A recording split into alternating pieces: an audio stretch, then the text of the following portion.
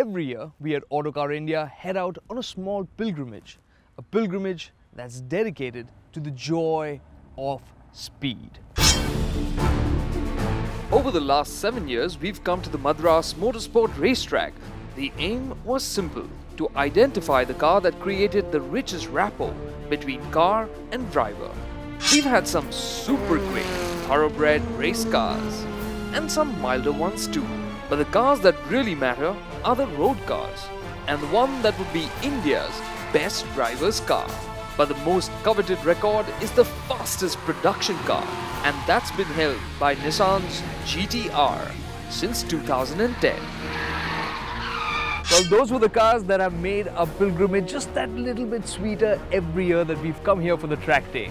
And some of them have set benchmarks that have just not moved over the years, and we've waited for something new to come along and change things around.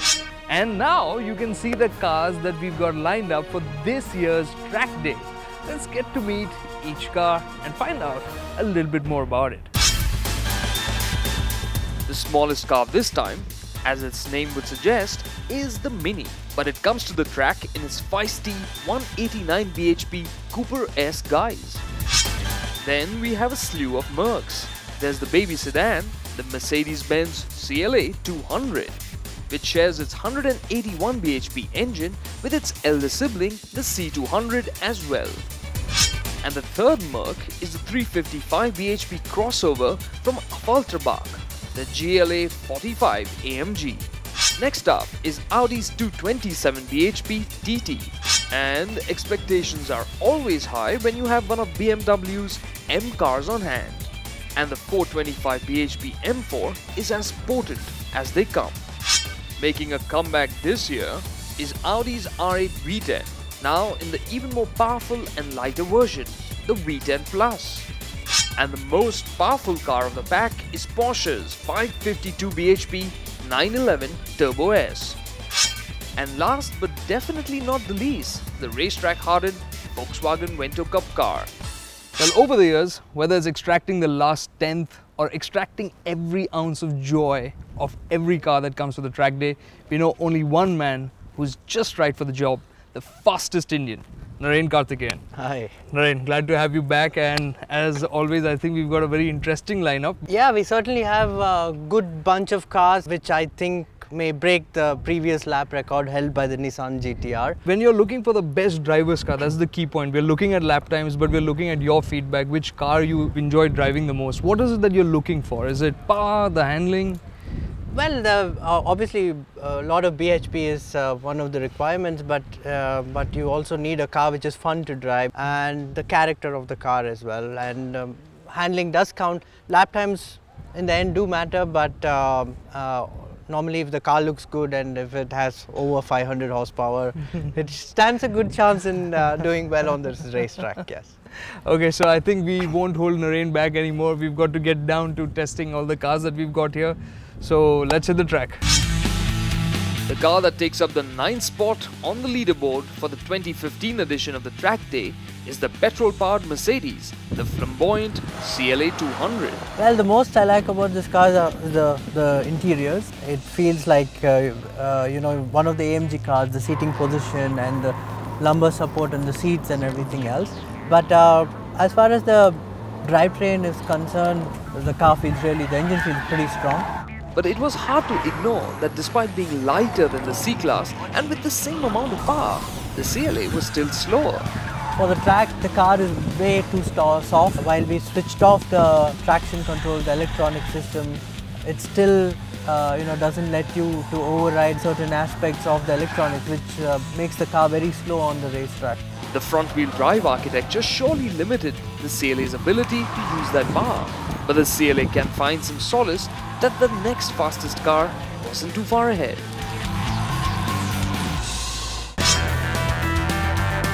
The Mini Cooper S, like the Cla, is a front-wheel drive machine. It also has roughly the same amount of power. But the Mini's advantage is that it is lighter and smaller, and it seemed to be doing what Narain wanted. When you switch off the electronics, everything shuts off, so you can have a lot of fun with the car. From the previous generation Cooper S, the engine obviously feels a lot stronger. Yes, the new Mini is bigger than before, more powerful and more sophisticated. Basically, it's more grown up. But is it less fun? It's more refined. I wouldn't say it's less fun compared to the old car, but the chassis is quite balanced, and for a front wheel drive car you can still get the tail out and you can slide it, so you know the fun element, fun factor, they've kept that. But the Cooper S suffered on lap times, going slower than the previous gen Cooper S. We know the ambient is around 42 degrees and the track temperature is probably 60 plus, so lap times are a bit slower, but it's in my opinion this car is certainly faster than the previous generation Mini.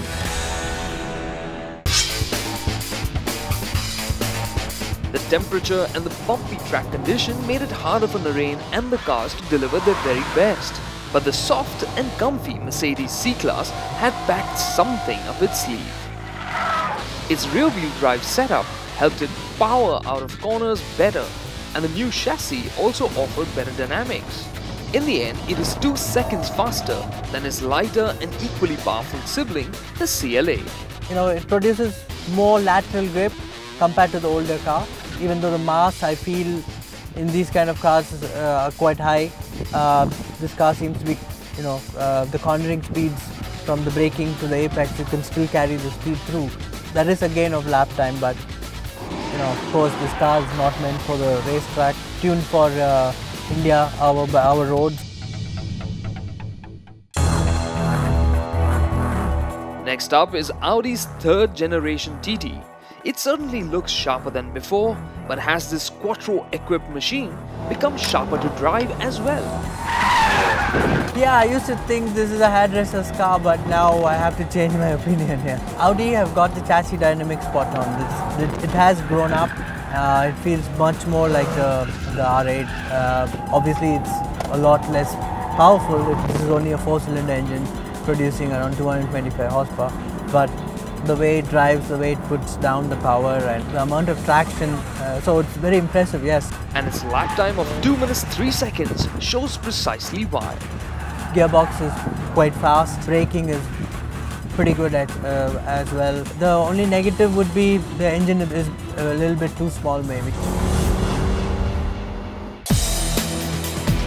So Narain was impressed, but going around the track a second faster than the TT was a somewhat tall Mercedes that packed a lot of horsepower, the GLA 45 AMG. Huge fan of AMG cars, but the 4-cylinder engine AMG powered cars are a little bit too tame, but nevertheless the AMG team have tuned this car to such an extent that it's a lot of fun to drive on the racetrack.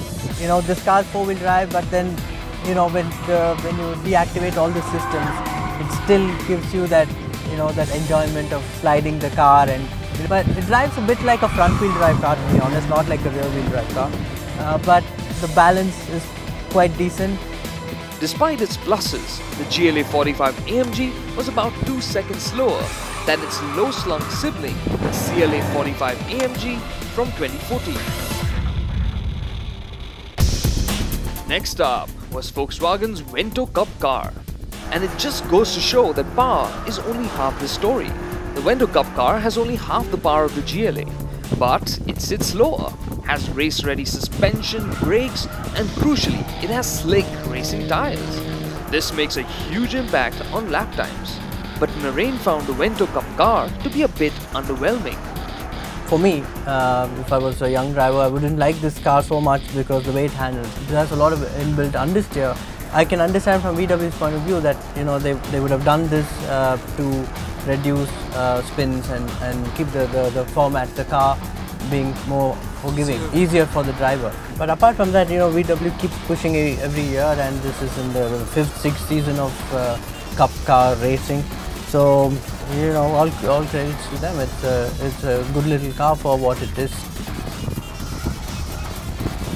With 6 cars down, this is what 2015's leaderboard looks like. But we've still got 3 contenders for the best driver's car still to go. And those will hit the track after this break.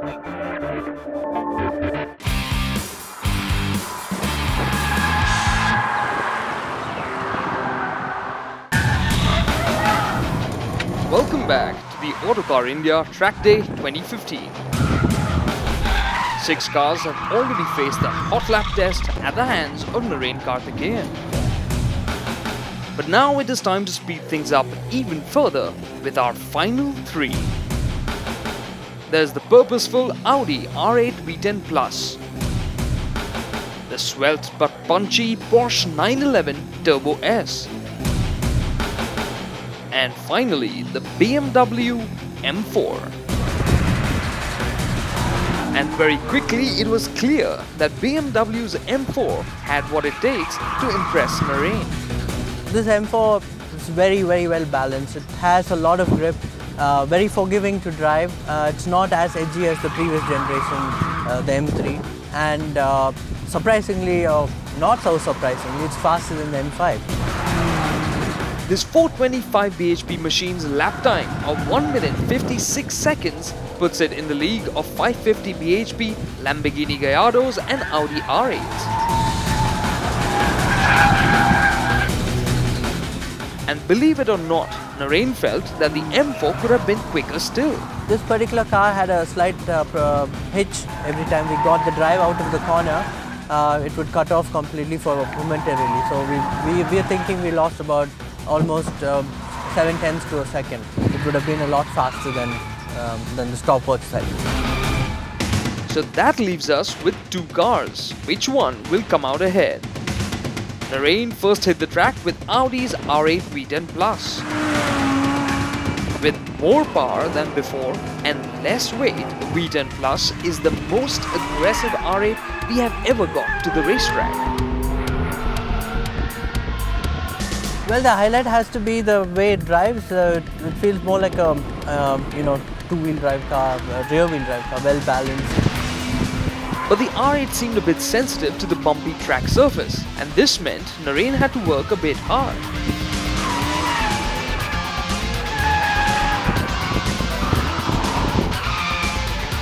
Still, the R8 managed an impressive lap time of 1 minute 54.7 seconds out of the track. It's a little bit on the edge most of the time. So, these cars are still pretty heavy, and you feel the mass when you brake deep into the corner and so on. It's from that point of view, yeah, the weight saving could have been more, but it's still a super car. It's very a lot of fun to drive. Yes. Which leaves us with a supercar from Stuttgart. This 911 delivers a monstrous 76 kilograms of torque from its 3.8-litre flat-6 turbocharged engine. And in true 911 tradition, the engine is slung all the way back. But with 4-wheel steer, active aerodynamic aids, and the very finest of Porsche engineering, it came as no surprise. The Porsche 911 was the fastest car this year. But even more importantly, the 911 Turbo S broke the lap record set by the Nissan GTR by almost a second and a half. We were thrilled out on the track after waiting for 5 long years. So Narain, it's been quite an exciting day, one big upset and many small surprises. Can you tell us which were the highlights for you of the cars that from the track day today? I mean, the obvious highlight was the 911 Turbo S. It was phenomenally quick, easy to drive, and it shattered the lap record. The GTR has just been standing for so long. Finally, it actually feels good to have a new winner. Yes, the way Porsche has engineered this car is just out of this world, because it's a supercar. It has a lot of grip, and it has 560 odd horsepower, but it's how it delivers those horsepowers. It doesn't slide. It has a lot of grip, but when you want to have fun with it, it allows you to have fun with it. Would you have thought that the R8 would have done a little bit better? The R8, yes, of course, it's similar horsepower to the Porsche, but it's normally aspirated, so it likes to keep it revved high. Yeah, lap times could have been a bit faster, but for some reason, maybe because of the track conditions being very hot, I thought it would crack the 53, get into the 53s, but the track has become a little bit more bumpier, I feel. And coming to the smaller end, when you look at the cars that we have, do you think the TT or maybe the Mini Cooper S were something exciting, something that you would look forward to driving again? Yes, the Mini Cooper S is something I liked a lot, and the TT as well has its own strong points. We should talk about the M4 because it's a good package, doesn't bite back on you. So and it sounds very nice for a turbocharged engine. You know, for an everyday car, I think it's very comfortable. Yeah. Okay, one large picture from your perspective. Do you think the cars are getting easier to get the best out of? Some of the small cars are easier to drive because mainly because of the electronics. It doesn't completely override the system, so you still have a bit of assist, which means you can get away with mistakes and so on. But it's not necessarily easy to drive these cars, these fast cars, these supercars. But definitely over the years they've become more friendly to an everyday driver. Let me put it that way. But it's still on the edge. It's still a handful for sure. So we are going to end this section of the show on Narain's smile, because the credit to that goes, I think, by and large to Porsche's 911. Yes, there it is once again. But we'll catch you after the break when we come back with the bikes. Thanks, Narain, for being here. Thank you.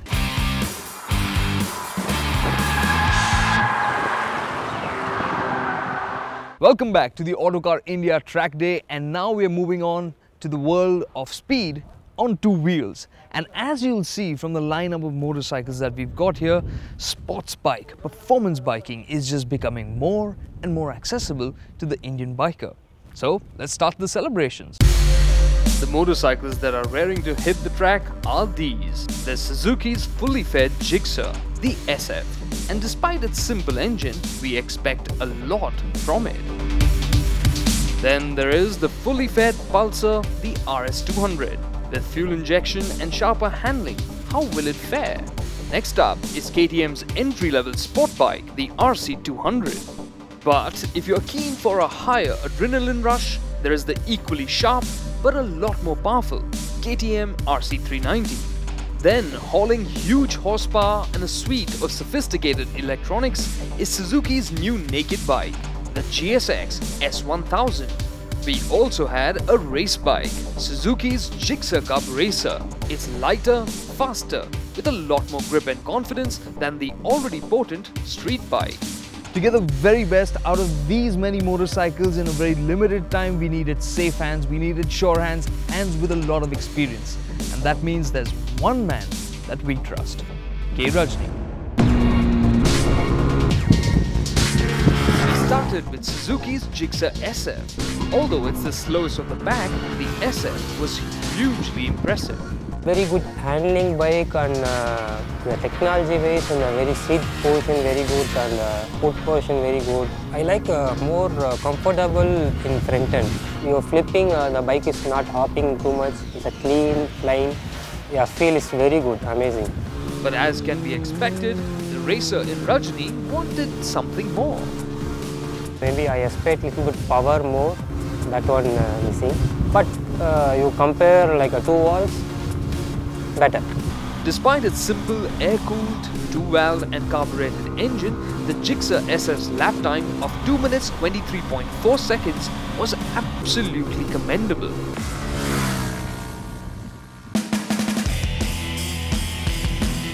Next up, Rajni hopped onto the Gixxer Cup race bike. It had sharper steering, lighter weight, a bit more power and lots more grip.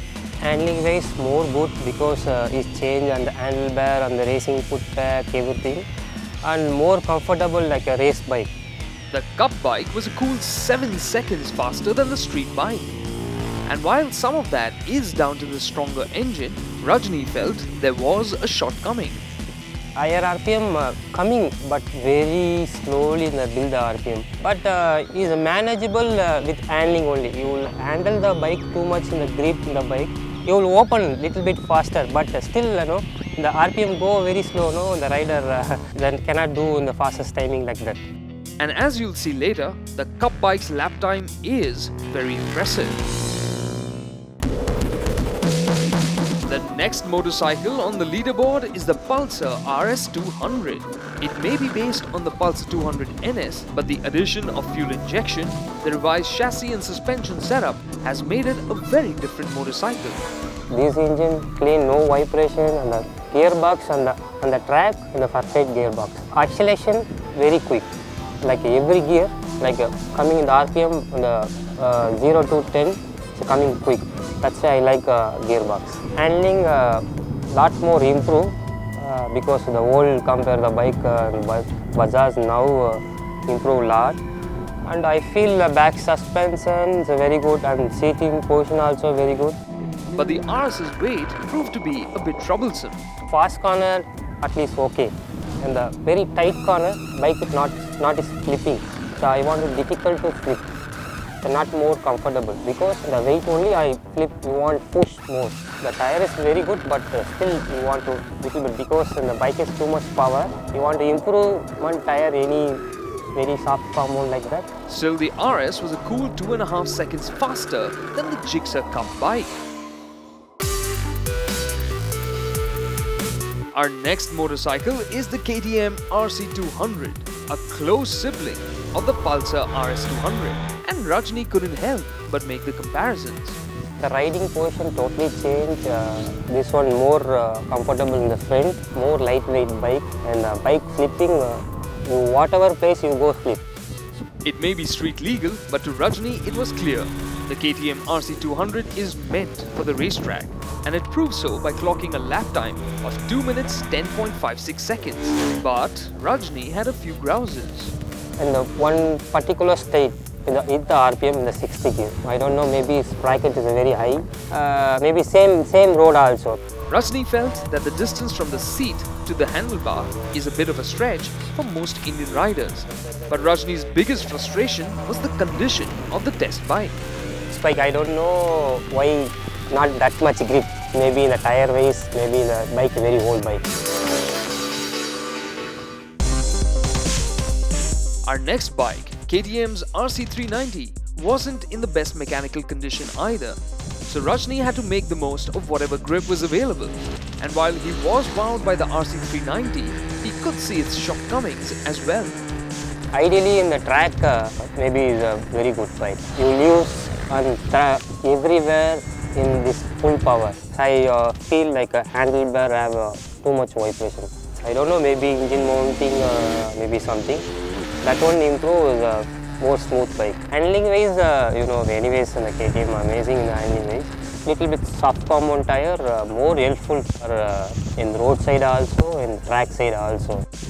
Nonetheless, the KTM Rc390's lap time of 2 minutes 2 seconds puts it nearly 3.5 seconds ahead of its arch rival, the Kawasaki Ninja 300 from 2014.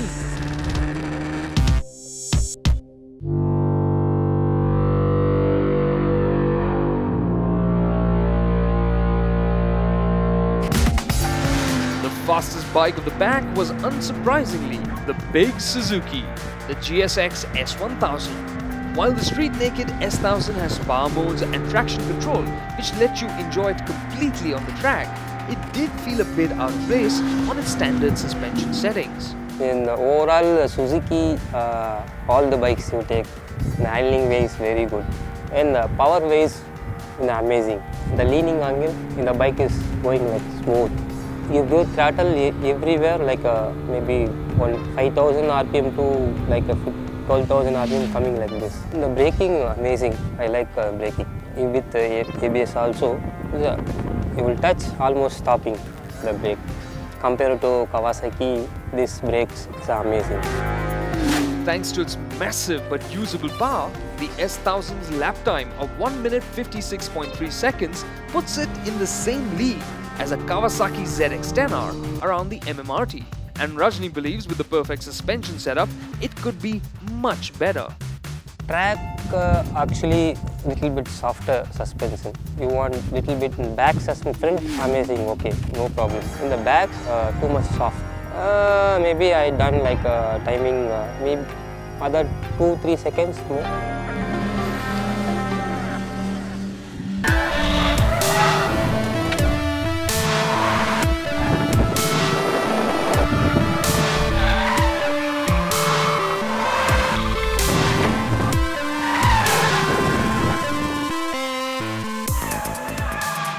faster, but crucially more fun.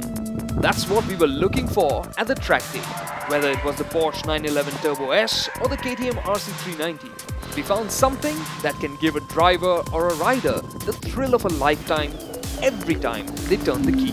And now starts our hunt for the next great thriller. We can't wait for Trackday 2016. Until then, goodbye.